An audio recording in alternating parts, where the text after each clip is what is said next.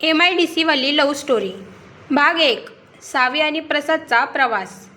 महाराष्ट्राच्या एका दुर्गम आणि छोट्याशा गावात सावी नावाच्या एका अत्यंत साध्या आणि प्रामाणिक मुलीचा जन्म झाला होता. तिचे गाव निसर्गाच्या सानिध्यात असले तरी तिथे रोजगाराच्या आणि शिक्षणाच्या पुरेशा सोयीसुविधा अजिबात उपलब्ध नव्हत्या. सावीचे आई-वडील अत्यंत साधे वारकरी संप्रदायाचे आणि गावातच दुसऱ्यांच्या शेतात मजुरी करून आपले पोट भरणारे कष्टाळू लोक होते. सावीचे संपूर्ण बालपण अत्यंत गरिबीत गेले. पण तिच्या आई-वडिलांनी तिच्यावर खूप चांगले आणि सुसंस्कृत संस्कार केले होते. तिने गावातल्याच एका कौलारू जिल्हा परिषद शाळेत अत्यंत हलाखीच्या परिस्थितीत आपले प्राथमिक शिक्षण कसेबसे पूर्ण केले होते. सावी लहानपणापासूनच अभ्यासात हुशार होती, पण घरच्या आर्थिक परिस्थितीमुळे तिला अनेकदा पुस्तके आणि वह्यांसाठीही संघर्ष करावा लागला होता. तिने गावाकडच्या कॉलेजमधून आपले 12वी पर्यंतचे शिक्षण पूर्ण केले आणि घरच्या परिस्थितीला हातभार लावण्याचा विचार ती करू लागली. वयोमानानुसार आता तिचे आई-वडील खूप थकले होते. वडिलांना दम्याचा त्रास सुरू झाला होता आणि आईचेही हातपाय आता शेतात काम करताना थकत होते. सावीला एक लहान बहीण होती, जी आता हायस्कूलमध्ये जात होती आणि सावीचे स्वप्न होते की तिच्या बहिणीला खूप मोठे शिकवायचे. घरात दुसरा कोणताही कमवता पुरुष किंवा आधार नसल्यामुळे कुटुंबाची संपूर्ण जबाबदारी आता हळूहळू सावीच्या तरुण खांद्यावर येऊ लागली होती. सावीच्या गावातील काही इतर मुली पुण्यासारख्या मोठ्या शहरात जाऊन तिथल्या नामांकित MIDC कंपन्यांमध्ये काम करत होत्या. त्या मुली दरमहा आपल्या घरी ठराविक पैसे पाठवायच्या, ज्यामुळे त्यांच्या कुटुंबाचे राहणीमान सुधारले होते आणि घराला आर्थिक आधार मिळाला होता. हे सर्व पाहून सावीच्या मनातही एक नवीन आशा निर्माण झाली आणि तिनेही आपल्या कुटुंबाला गरिबीच्या गर्तेतून बाहेर काढण्याचा पक्का निश्चय केला. सुरुवातीला तिच्या आईवडिलांना आपल्या तरुण मुलीला एवढ्या मोठ्या शहरात एकटे पाठवण्याची अजिबात इच्छा नव्हती आणि ते खूप घाबरले होते. पण सावीने अत्यंत समजूतदारपणा दाखवत आपल्या थकलेल्या आईवडिलांना समजावले आणि बहिणीच्या उज्ज्वल भविष्यासाठी पुण्यात जाऊन काम करण्याची परवानगी मिळवली. सावीने आपल्या जुन्या बॅगेमध्ये मोजके कपडे भरले, देवाचा आशीर्वाद घेतला आणि आईवडिलांच्या पाया पडून ती अत्यंत जड अंतकरणाने गावाच्या वेशीबाहेर पडली. तिने गावाकडून पुण्यासाठी सुटणारी लालपरी म्हणजेच ST बस पकडली आणि खिडकीबाहेर पाहताना तिच्या डोळ्यात अश्रू आणि मनात कुटुंबाची स्वप्ने तरंगत होती. ती पुण्याच्या दिशेने प्रवास करत होती आणि तिच्या मनात सतत एका मोठ्या अनोळखी शहराची भीती, तिथले लोक आणि नवीन वातावरणाची चिंता सतावत होती. ती भोसरी MIDC मधील मोदक नावाच्या एका मोठ्या आणि प्रसिद्ध इलेक्ट्रॉनिक उत्पादन करणाऱ्या कंपनीत वर्कर म्हणून रुजू होणार होती. जेव्हा सावीची बस पुण्याच्या हद्दीत शिरली तेव्हा तिथल्या उंच इमारती, वाहनांची प्रचंड गर्दी आणि वेगवान जीवन पाहून सावीचे डोळे पांढरे झाले.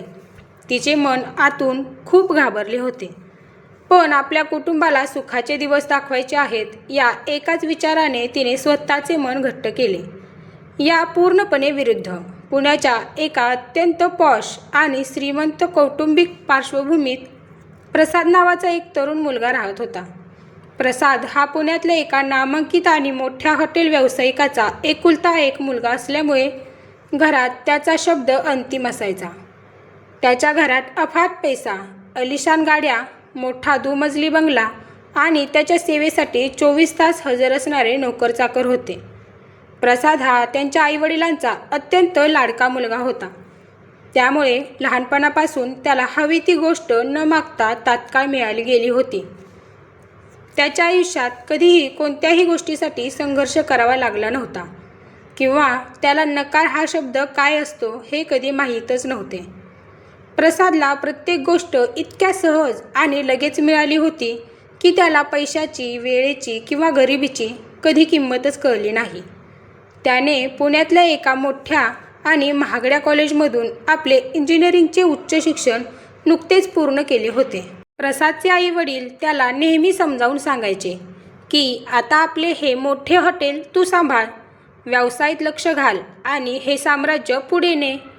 पण प्रसादला हॉटेलच्या व्यवसायात बसणे, तिथला हिशेब ठेवणे किंवा लोकांची सेवा करणे यात अजिबात रस नव्हता आणि तो कंटाळायचा.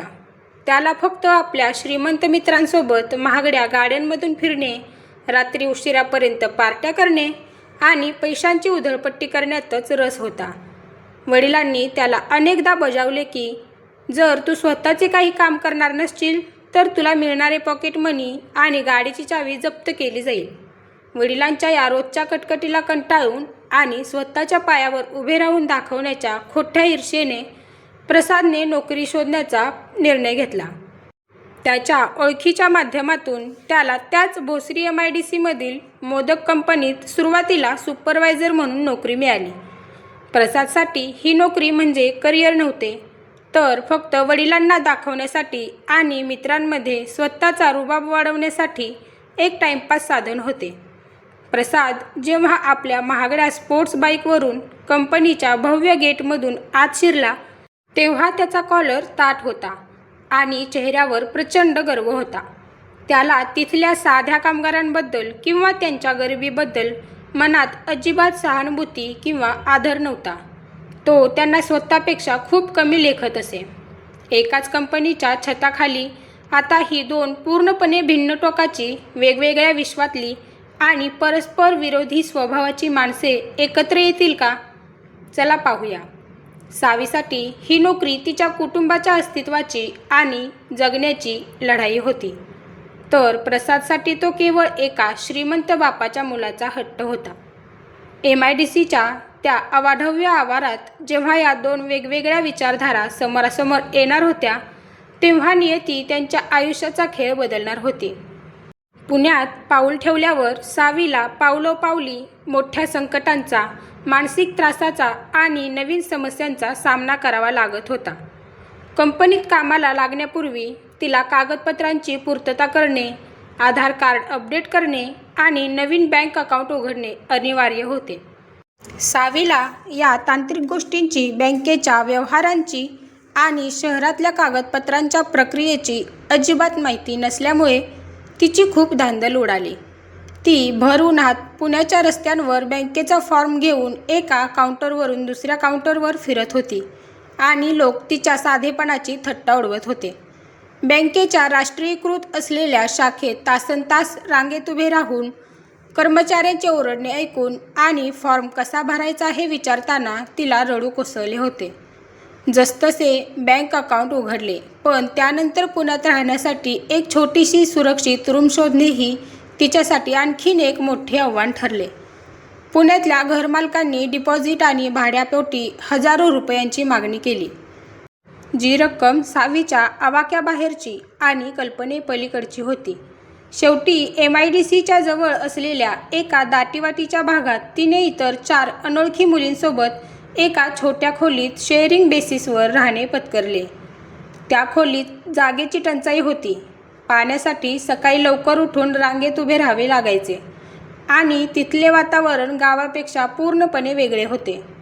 शहरातल्या हॉटेलचे किंवा खानावळीचे तिखट आणि तेलकट खाणे सावीच्या प्रकृतीला मानवत नव्हते, ज्यामुळे सुरुवातीला तिला आरोग्याचे त्रास झाले. तिला घरची, आईवडिलांची आणि गावाकडच्या मोकळ्या हवेची खूप आठवण यायची, पण ती रात्री उशिरा अंथरुणावर पडून गुपचूप रडायची. तिने स्वतःच्या मनाला वारंवार समजावले की जर ती आता खचली तर तिच्या लहान बहिणीचे शिक्षण अर्धवट राहील आणि आईवडील हताश होतील. तिने पुण्यातल्या या कठीण राहणीमानाशी, खाण्यापिण्याशी आणि अपुऱ्या सोयींशी अत्यंत धैर्याने आणि समजूतदारपणाने स्वतःला जुळवून घेण्यास सुरुवात केली. सावीच्या कामाचा पहिला दिवस उजाडला आणि तिला पहिल्याच दिवशी सकाळी 6 वाजताच्या शिफ्टला हजर राहण्याचे आदेश मिळाले होते. सकाळी 4:30 वाजता उठून थंडीत गार पाण्याने आंघोळ करून स्वतःसाठी आणि दुपारच्या जेवणासाठी डबा तयार करत असताना सावीची तारंबाळ उडाली. ती रूमवरून घाईघाईने बाहेर पडली, पण पुण्यातल्या बसच्या वेळा आणि मार्ग माहीत नसल्यामुळे तिची पहिली बस चुकली आणि ती प्रचंड घाबरली. ती रस्त्यावरून धावत पळत लोकांना विचारत अखेर कंपनीच्या बसस्टॉपवर पोहोचली आणि MIDCच्या बसमध्ये कशीबशी चढले. कंपनीच्या अवाढव्य गेटवर पोचल्यावर तिथल्या कडक सिक्युरिटी चेकने तिची कसून तपासणी केली आणि तिला नवीन वर्कर्सच्या ग्रुपमध्ये पाठवले. पहिल्या दिवशी सावीसह इतर सर्व नवीन कामगारांना कंपनीच्या मोठ्या ट्रेनिंग हॉलमध्ये एकत्र बसून इंडक्शन प्रोग्राम सुरू करण्यात आला. तिथे कंपनीचे कडक नियम, सुरक्षेची साधने जसे की ग्लोव्ज, मास्क, सेफ्टी शूज घालणे आणि मशीनवर काम करताना घ्यायची काळजी याबद्दल प्रशिक्षण दिले गेले. सावी अत्यंत लक्षपूर्वक डोळ्यात तेल घालून ट्रेनरचे प्रत्येक वाक्य ऐकत होती आणि आपल्या छोट्या डायरीमध्ये महत्त्वाच्या नोट्स लिहून घेत होती. कारण ट्रेनरने स्पष्ट सांगितले होते की दुसऱ्या दिवशी त्यांची एक कठीण लेखी आणि प्रात्यक्षिक परीक्षा घेतली जाणार आहे. या परीक्षेत जो कोणी पास होईल त्यालाच कंपनीत कायम ठेवले जाईल आणि प्रत्यक्ष प्रोडक्शन लाईनवर काम करण्याची संधी दिली जाईल. सावीने घरी फोन करून आईला सांगितले की आई, उद्या माझी परीक्षा आहे. माझ्यासाठी देवाकडे प्रार्थना कर. मला हे काम मिळणे खूप गरजेचे आहे. सावी रात्री रूमवर परतल्यावर तिने जेवण न करता रात्री उशिरापर्यंत दिव्याच्या प्रकाशात त्या ट्रेनिंगच्या नोट्सचा सखोल अभ्यास केला. दुसऱ्या दिवशी सकाळी तिने पूर्ण आत्मविश्वासाने परीक्षा दिली आणि दुपारी निकाल लागला तेव्हा सावी संपूर्ण बॅचमध्ये पहिल्या क्रमांकाने उत्तीर्ण झाली होती. दुसरीकडे प्रसादलाही सुपरवायझर म्हणून त्याच दिवशी रुजू व्हायचे होते, पण त्याला सकाळी लवकर उठण्याची अजिबात सवय नव्हती. तो पहिल्याच दिवशी कंपनीत उशिरा पोहोचला.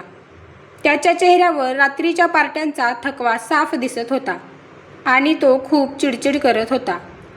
त्याला कंपनीच्या नियमांचे पालन करणे किंवा पंचिंग मशीनवर वेळेत थंब इम्प्रेशन देणे अत्यंत बंधनकारक वाटत होते आणि त्याचा अहंकार दुखावला जात होता. पहिल्या दिवशी ट्रेनिंग हॉलच्या बाहेरून जाताना प्रसादची नजर सावीवर पडली होती, जी अत्यंत साध्या सुती साडीत आणि शांतपणे अभ्यास करत बसली होती. प्रसादने आपल्या नेहमीच्या गर्विष्ठ आणि श्रीमंतीच्या तोऱ्यात तिच्याकडे पाहिले आणि एका साध्या सुमार मुलीला पाहून नाक मुरडले.